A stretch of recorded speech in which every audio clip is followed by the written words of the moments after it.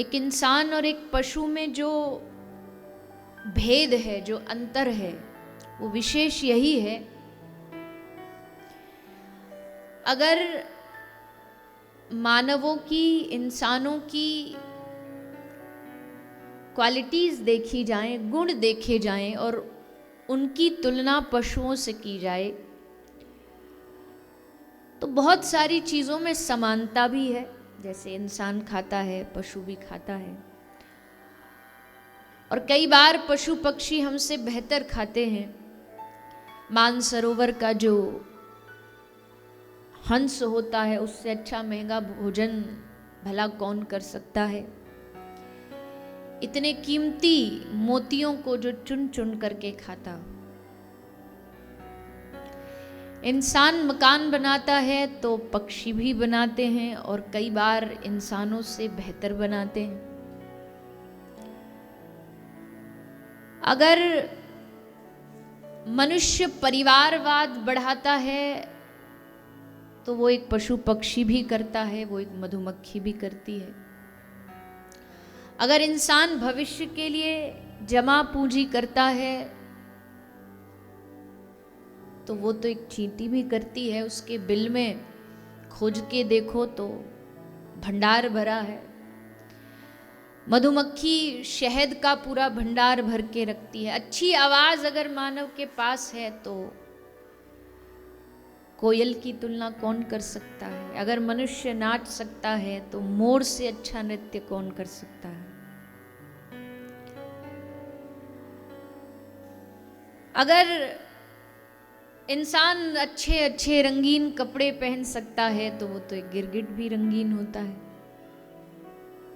हर पल अपना रंग बदलता है। दुख में इंसान रोता है, वो तो एक सियार भी रोता है। कुछ पाने पर, खाने पर, प्राप्त होने पर इंसान खुश हो जाता है तो वो तो एक पशु भी दुम दबा करके, पूंछ हिला करके अपनी खुशी व्यक्त करता है।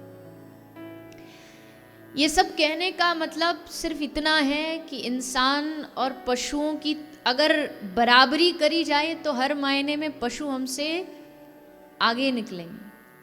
लेकिन एक चीज़ है जो पशुओं के पास नहीं है। एक नहीं, मुझे लगता है 3 ऐसी चीज़ें हैं जो पशु नहीं कर सकते, जो हमारे मन में होती है, और वही इंसान होने की सबसे बड़ी पहचान है। एक है दिल का प्रेम, हृदय की दया और चेहरे की मुस्कुराहट। ये 3 चीज पशु प्रसन्न हो सकता है, खुश हो सकता है, पर मुस्कुरा नहीं सकता। कभी किसी गाय को मुस्कुराते देखा है कि गाय अपने दांत दिखा करके हंस रही हो? खुशी होती है, पशुओं में भी खुशियां होती हैं, दुख भी होता है, जब कभी परेशानियां होती है, कष्ट होती है, लेकिन वो अपना दुख और दर्द जो है वो बोल करके, कह करके, मुस्कुराहट से बयां नहीं कर सकते। हम कर सकते।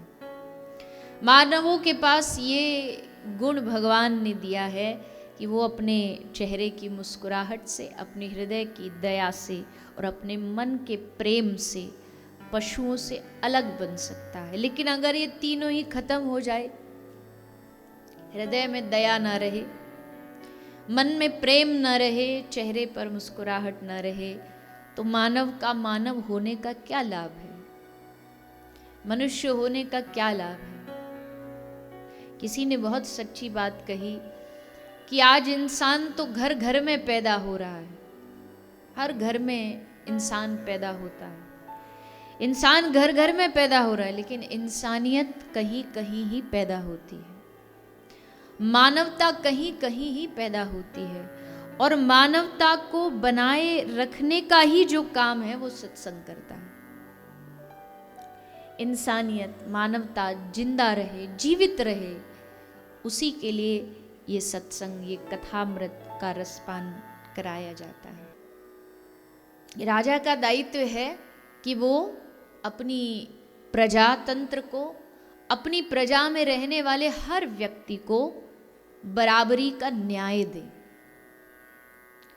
अगर एक राजा के राज्य में सबको उचित, मुझे लगता है एक राजा का शासन तभी सफल होता है जब उसमें 3 चीजें एकदम सुव्यवस्थित हो। पहली चीज न्याय, समय पर न्याय मिले, सबको न्याय मिले। दूसरी है शिक्षा, सबको शिक्षा का अधिकार हो, सबको शिक्षा प्राप्त हो। और तीसरा है उचित चिकित्सा। उचित चिकित्सा चाहे किसी भी वर्ग का व्यक्ति हो, गरीब हो, अमीर हो, वो अपने शरीर में कोई भी रोग हो, उस रोग का उचित इलाज करा सके, ये एक राजा का परम दायित्व है। अब इन 3 चीज़ों को हमें, जब भी एक शासन, अच्छा शासन की बात आती है, तो 3 देखने ज़रूरी होते हैं। पहला न्याय, क्या न्याय समय पर मिलता है, उचित मिलता है। कई बार तो ऐसा भी सुनने में आता, खबरों में आता कि जिस कैदी को फांसी की सजा सुनाई होती है वो 7 साल पहले ही गुजर चुका होता है। अब उसको क्या न्याय और अन्याय क्या प्राप्त हो? तो ये कैसा न्याय? दूसरा शिक्षा, शिक्षा में भेदभाव नहीं होना चाहिए, शिक्षा का अधिकार सबको होना चाहिए, चाहे पुरुष हो, चाहे स्त्री हो, चाहे बेटा हो, चाहे बेटी हो। भारत में धीरे धीरे जागृति भी आ रही है, मुहिम भी चलाई जा रही हैं, बेटी बचाओ बेटी पढ़ाओ, कन्याओं को पढ़ाओ ताकि वो आगे बढ़ें, कन्याओं को स्वतंत्रता दो ताकि वो अपना भविष्य बना सकें, अपना भविष्य का निर्माण कर सकें। कन्याओं को उनके मनपसंद जो उनका भविष्य है वो खुद चुन सके कि उनको क्या करना है, उनको किस मार्ग पर जाना है। अब दिल्ली जैसे शहर में रहते हैं, यहाँ तो फिर भी थोड़ा थोड़ा सब पढ़ लिख गए हैं, समझ जाते हैं, लेकिन आज भी भारत के कुछ ऐसे क्षेत्र हैं जहाँ आज भी बेटियों को शिक्षाएं प्राप्त नहीं होती।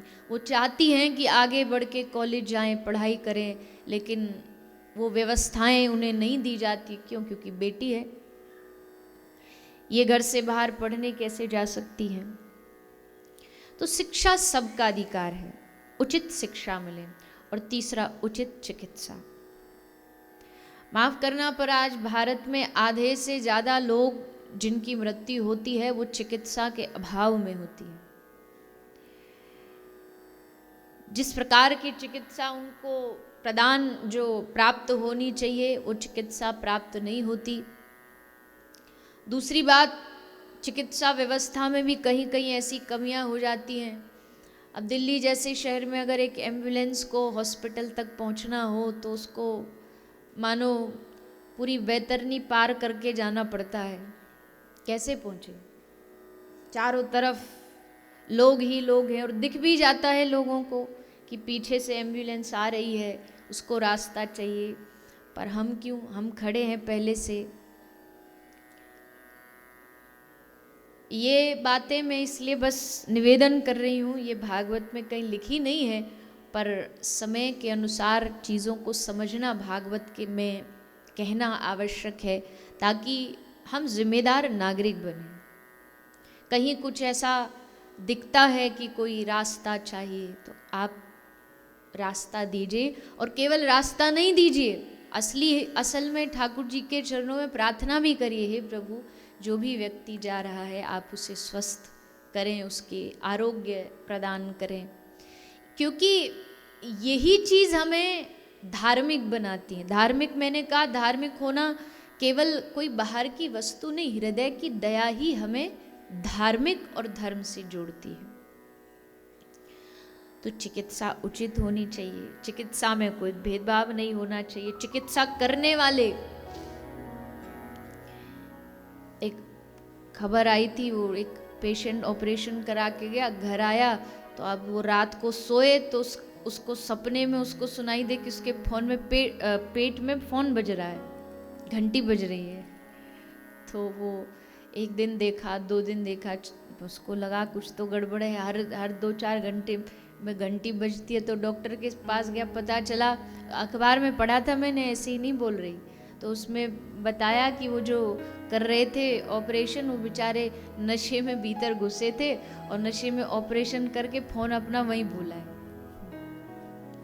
अब बताओ, ऐसी चिकित्सा में जो जीवित है वो बेचारा उल्टा।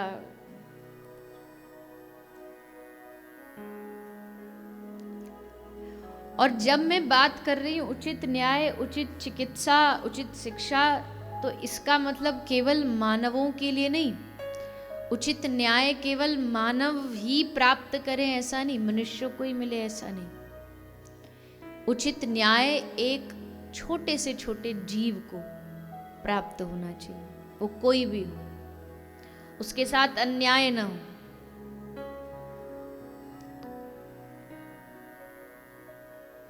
शायद मेरी बात, इशारा आप समझ रहे होंगे किस ओर जा रहा है।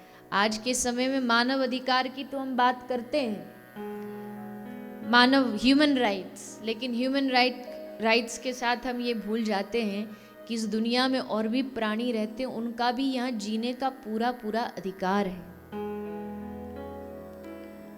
लेकिन हम उनका अधिकार भूल जाते हैं। हम पशुओं का अधिकार भूल जाते हैं, हम गायों का अधिकार भूल जाते हैं, उनको न्याय प्राप्त हो ये भूल जाते हैं, और उल्टा अपना मानव अधिकार जमा के। शायद आपको पता हो या ना पता हो, एक समय गौ माता की रक्षा हो, गौ हत्या बंद हो, इस पर हमेशा कुछ ना कुछ चलता रहता है, आंदोलन होते रहते हैं। एक समय ऐसा आया कि ये प्रस्ताव विधानसभा में रखा गया कि गौ माता की हत्या बंद होनी चाहिए, गौ माता की रक्षा होनी चाहिए। जितने भी वहाँ पर सभासद थे, लगभग जितनी प्रतिशत चाहिए था वो सहमति भी प्राप्त हो गई, पर उसमें एक मैया खड़ी हो गई। अब मैं उनका नाम तो नहीं लूँगी क्योंकि मेरा क्या मतलब, पर अगर आप जुड़े होंगे गौ माता से तो आप जानते होंगे कि वो माता खड़ी हो गई और खड़ी होके माइक पे बोलती हैं, हम कुछ भी खाएं हमारा अधिकार, हम गौ मांस खाते हैं, लोग कोई हमें रोक करके दिखाए, और ये हमारा मानव अधिकार है और हमारा अधिकार कोई हमसे छीन नहीं सकता। वो एक माता के कहने से 2-4 और खड़े हो जाते हैं, ऐसा तो होता ही है सभाओं में, और बस फिर धीरे धीरे जो एकदम पारित होने वाला था प्रस्ताव, वो फिर से विलुप्त हो गया। अरे जब आप अपना मानव अधिकार मानव अधिकार का मतलब क्या ये है कि आप जो मन चाहे, कल को आप कहो हमारा मानव अधिकार, हम तो इंसानों को भी मार मार के खाएंगे, हमारी मर्जी, ऐसा थोड़ी होता है।